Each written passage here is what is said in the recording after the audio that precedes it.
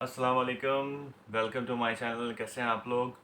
उम्मीद है आप लोग के यहाँ सब ठीक होंगे। दोस्तों, आज के टॉपिक में जो मेरा आज का टॉपिक है वो है how to prepare PMT exam. आजकल आपको पता है पेंडेमिक का दौर है। अक्सर ये सवाल हो रहा है कि किस तरह हम घर बेस्ट टाइम को यूटिलाइज़ कर सकते हैं, किस तरह घर पे बैठ के तैयारी कर सकते हैं विदाउट किसी इंस्टीट्यूट जाए बगैर। तो दोस्तों, आज मैं आपसे पर्सनल एक्सपीरियंस शेयर करूंगा कि किस तरह मैंने तैयारी की और किस जो इश्यूज़ मैंने फेस किए हैं मैं इसमें वो इश्यूज़ को ओवरकम किस तरह आप कर सकते हैं, वो चीज़ें मैं एलेबरेट करूँगा। चैनल ज़रूर सब्सक्राइब कीजिएगा ताकि मैं आपको वो वीडियोस शेयर कर सकूँ। हर टॉपिक पे मैंने कुछ डिटेल में वीडियोस बनाई हुई हैं।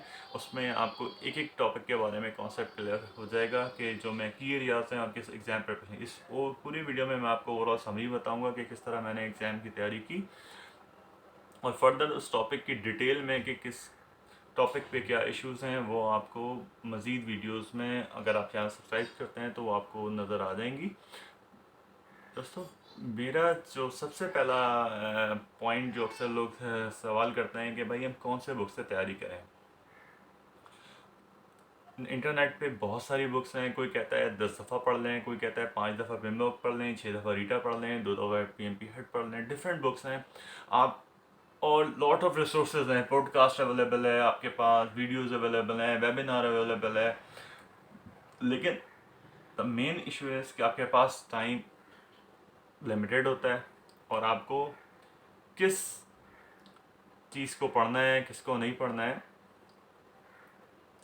ताकि आप एग्ज़ाम में अपेयर हो सकें और स्कोर हासिल कर सकें। इस टॉपिक में जो सबसे पहले मैं आपको बताऊंगा कि आपने पिमबॉक, ये एक रेफरेंस बुक है, इसको एक दफ़ा ज़रूर पढ़ना है पिमबॉक को।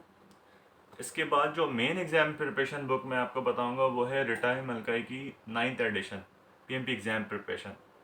नेक्स्ट वीडियोस में वो आपको मैं पूरी बुक की डिटेल भी बता दूंगा। ईजिली अवेलेबल है, मार्केट में भी अवेलेबल है, इंटरनेट से भी आप डाउनलोड कर सकते हैं। अब इसको पढ़ना कैसे है, तीसरा सवाल लोग ये पूछते हैं कि भाई बुक हमने ले ली, अब बुक पिमबॉक खासतौर पर जो है इसको पढ़ने के बाद लोग कहते हैं कि भाई हमें नहीं समझ में आ रहा है कि हम क्या करें। दोस्तों, समझने के लिए आपको रीटा मलकाई की बुक को रीड करना पड़ेगा ताकि आपकी अंडरस्टैंडिंग क्लियर हो कि किस तरह की ओवरऑल प्रोजेक्ट मैनेजमेंट है क्या। और इसमें मैं आपको ये बताऊंगा कि आगे वाले वीडियोस में भी आपको डिटेल में ट्रिक्स बताऊंगा, लेकिन यहाँ पे मैं आपको ये बता दूं कि सबसे पहले जब आपने ये दो बुक ले लिए तो एक एक दफ़ा ज़रूर पढ़ें। पिमबॉक को एक दफ़ा पढ़ें और एक दफ़ा रीटा मलकाई की बुक को पढ़ें। उसके बाद आप पिमबॉक में एक टॉपिक है, वो है process group and 10 knowledge areas. एक चार्ट आपको इंटीग्रेशन मैनेजमेंट में नजर आएगा जिसमें वर्टिकली आपको प्रोसेस ग्रुप दिए हुए हैं और लेफ्ट टेबल पे आपको 10 नॉलेज एरियाज दिए हैं। तो इस 5 प्रोसेस ग्रुप के अंदर टोटल 49 प्रोसेसेस है।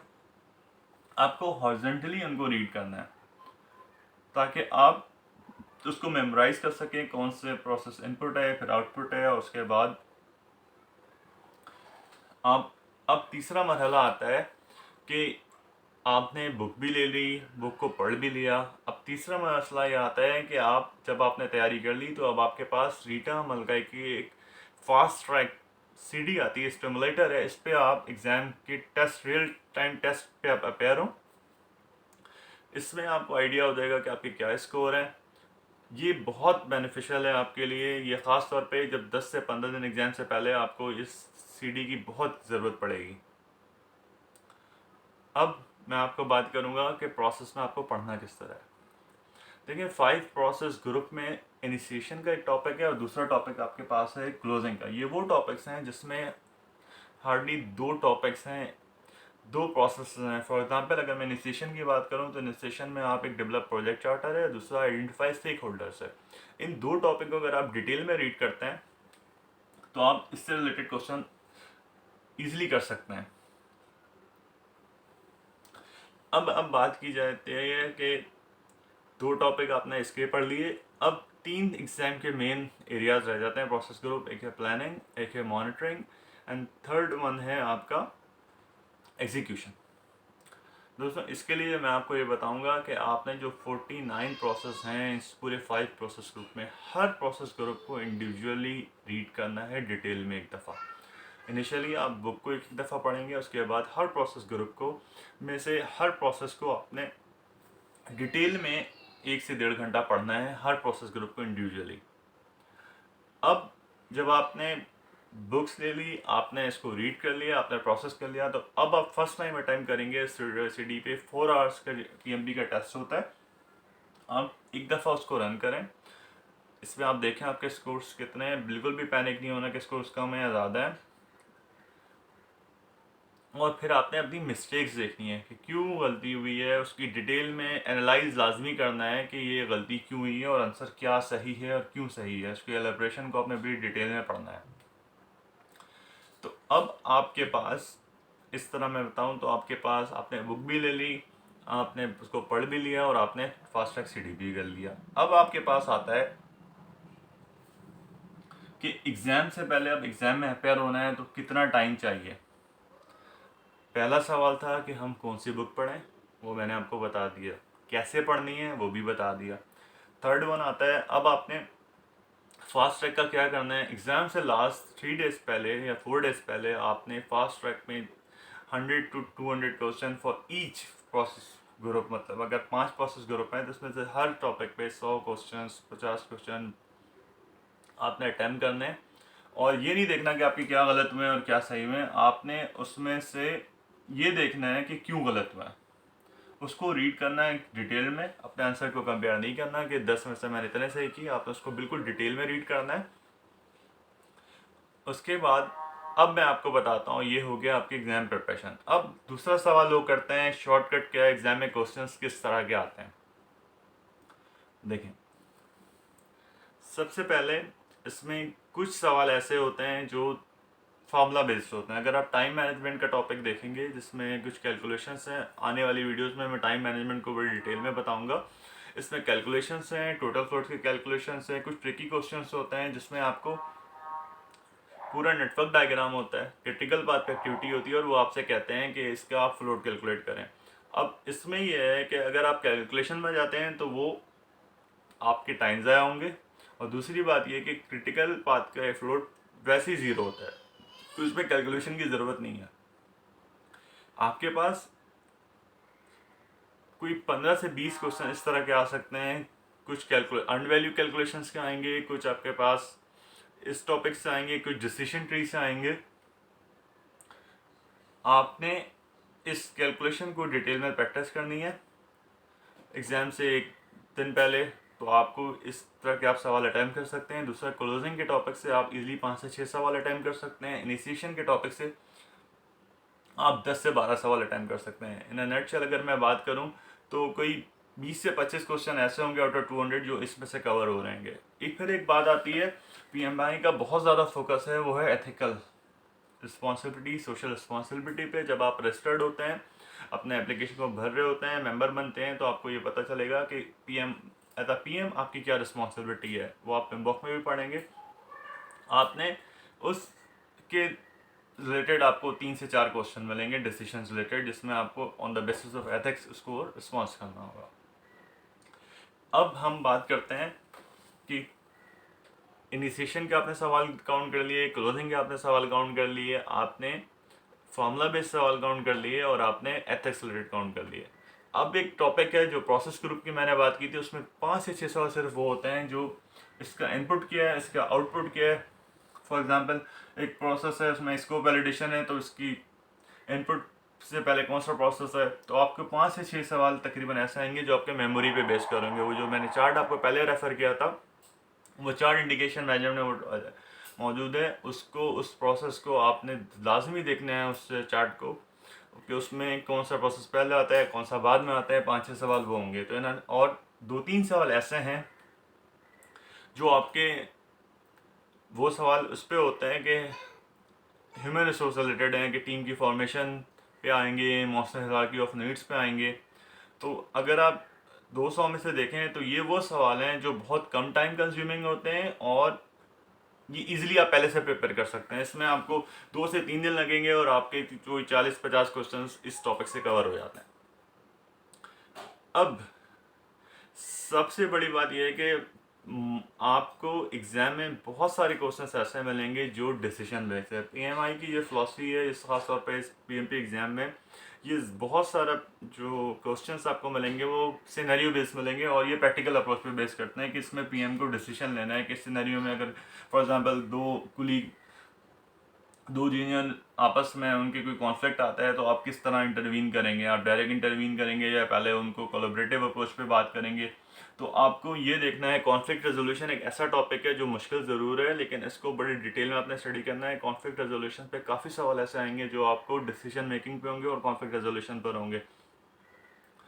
अब हम बात करते हैं कि एग्ज़ाम में किस तरह करना है। दोस्तों, एग्ज़ाम में टाइम बहुत मैटर करता है। आपने अपने नर्व्स पे कंट्रोल रखना है, बिल्कुल भी पैनिक नहीं होना, लेकिन आपको हमेशा अपने उस टाइम को देखना है। अगर आप टाइम आउट ऑफ टाइम हो रहे हैं तो आपने वो क्वेश्चन स्किप कर देना। अगर जिसमें आपको ज़्यादा टाइम लग रहा है रीड करने में, आपने पहले स्किप करके बाकी क्वेश्चन करने हैं, देन फिर वापस आपने इस क्वेश्चन पे आना है। बिल्कुल भी परेशान नहीं होना। सेकंड ये, अब आप बात कर रहे, जो सवाल आता है कि किस टाइम में हम एग्ज़ाम दें, कितना टाइम आपको रिक्वायर्ड होगा एग्ज़ाम के लिए, क्या शॉर्टकट है। तो मैं अब आपको ये बताऊंगा कि अगर 49 प्रोसेस हैं, अगर आप 1 to 2 आवर्स एक प्रोसेस को देते हैं तो तकरीबन 100 आवर्स आपके इसमें रिक्वायर्ड है। उसके बाद से 2 दफ़ा आप टेस्ट अटैम्प्ट करें इंटरनली, उससे ज़्यादा नहीं करें, क्योंकि जब आप बार बार करते हैं तो फिर आपको क्वेश्चन याद हो जाएंगे, रिपीटेटिव है, उससे आपको वो एडवांटेज आप लूज़ कर जाएंगे। तो आप 2 दफ़ा मैक्सिमम अटैम्प्ट करें, और वो भी जब आप एक दफ़ा बुक पढ़ चुके हों, एक दफ़ा प्रोसेस पढ़ चुके हों तो फिर एक दफ़ा अटैम्प्ट करें, एंड देन एंड पे आप एक दफ़ा अटैम्प्ट कर लें। अच्छा, लोग ये कहते हैं कि कितने स्कोर हों तो अटैम्प्ट करें, हर कोई 85 पे आता है, कोई कहता है 80। दोस्तों, मेरा 70 था, 72 या 74 के करीब था इंटरनली, और मैंने उसी पे मैं गया था टेस्ट अटैम्प्ट करने। तो मैं आपको ये कहूँगा कि इससे बिल्कुल भी आप ना हो कि आपके स्कोर्स वो नहीं आ रहे और बार बार आप अटैम्प्ट करने की कोशिश करें, ऐसा बिल्कुल भी नहीं करें। 100 आवर्स आपने उस प्रोसेस को स्टडी करना है। इनिशियली आपको एक दफ़ा बुक दोनों पढ़नी है, उसमें कोई 10 दिन में करता है, कोई 7 दिन में करता है, हर बंदे का अलग टाइम है, उससे कितना टाइम लग रहा है। 8 आवर्स आपके लगेंगे उस 2 दफ़ा टेस्ट प्रिपेयर होने के इंटरनली, और 10 से 20 आवर, प्रेफरली आप 20 आवर्स लगा लें, जो आपने सिर्फ फास्ट ट्रैक पे लास्ट में टाइम देना है कि इस सवाल का ये आंसर है और क्यों आंसर है, जो गलत है वो क्यों है, जो सही है वो क्यों है। वो डिटेल में आपने उसको पढ़ना है। कि आपने बाज़ दफ़ा होता है कि आप गैस वर्क करते हैं आपके हिसाब से ये है, लेकिन उसकी एलिब्रेशन क्या है कि जो आपने सही है ये वाकई क्यों सही है। तो वो आपको फास्ट ट्रैक की सीडी में बिल्कुल डिटेल में मिल जाएगी कि ये चीज़ क्यों सही है। आपने डिटेल में उसको स्टडी करना है कि ये बहुत इंपॉर्टेंट आपके एस्पेक्ट्स है। अब आपके पास 3 चीज़ें हो चुकी हैं, और आपको बुक भी पता चल चुका है, आपने क्या तैयारी किस तरह करनी है ये भी आपके पास है, आपने फास्ट ट्रैक पे क्या करना है ये भी आपके पास है, और एग्ज़ाम में किस तरह टाइम कंट्रोल करना है ये भी आपके पास है। अब बात ये होती है कि आपने कितना टाइम देना है, तो वो मैंने आपको बता दिया। 100 आवर्स इसके 120 आवर्स तकरीबन बनते हैं। अगर आप, क्योंकि मैं 2 महीने की जो बात करता हूँ इस पर बात करता हूँ कि डे डिपेंड करता है, क्योंकि आप बाज़ लोग वीक पे 1 से 2 घंटे दे सकते हैं, हो सकता है वो संडे में 3-4 घंटे दे सकें। तो अगर आप ऑन एवरेज 2 आवर्स डेली करते हैं तो तकरीबन 60 डेज आपको चाहिए 120 आवर्स के लिए इसकी प्रिपरेशन में। मैं अगर आप पर्सनल एक्सपीरियंस बताऊं तो मैं 1 से 1.5 घंटा डेली की बात करूंगा, और आप 1 घंटा तो लाजमी पढ़ें डेली। और वीक में आप संडे को 3 से 4 घंटे आप दे दें तो वो 1.5 मंथ्स से 2 मंथ्स में आपकी इंशाल्लाह तैयारी कंप्लीट हो जाएगी। और उम्मीद है आपको ये मेरा पूरी जर्नी समझ में आ गई होगी। अपने कमेंट्स में डिटेल में मुझे बताइएगा, अगर कोई फीडबैक चाहिए हो तो मैं आपको फिर उसको गाइड कर पाऊँगा। ये मेरी फर्स्ट वीडियो है, इसको सब्सक्राइब ज़रूर कीजिएगा। और आने वाले वीडियोस में मैं आपको इन जो टॉपिक्स पे मैंने नाम लिए हैं, टाइम मैनेजमेंट पे, अर्न वैल्यू पे, और एग्ज़ाम के शॉर्टकट फॉर एग्ज़ाम लास्ट में, वो मैं आपको रोड मैप बताऊँगा कि किस तरह हम कर सकते हैं। आई होप आपको इससे बेनिफिट होगा। मेरा पर्पज़ यही था कि जो लोग पेंडेमिक में बैठे हुए हैं और उस टाइम को यूटिलाइज़ करें, ख़ास तौर पे कि सब चीज़ें मुख्तलिफ़ जगह पे अब लॉकडाउन हो चुकी हैं आउट ऑफ द वर्ल्ड। तो पाकिस्तान में भी कुछ चीज़ें ऐसे ही हैं। आप स्टूडेंट्स ख़ास तौर पे जो अगर घर से पढ़ रहे हैं तो वो इस पर बेनिफिट ले सकते हैं। आप आराम से घर बैठे इस टाइम को जर्नी को एंजॉय कर सकते हैं और इस टाइम में आप इस PMP के लिए प्रिपेयर हो सकते हैं। थैंक यू मैंने, गुड लक फॉर PMP।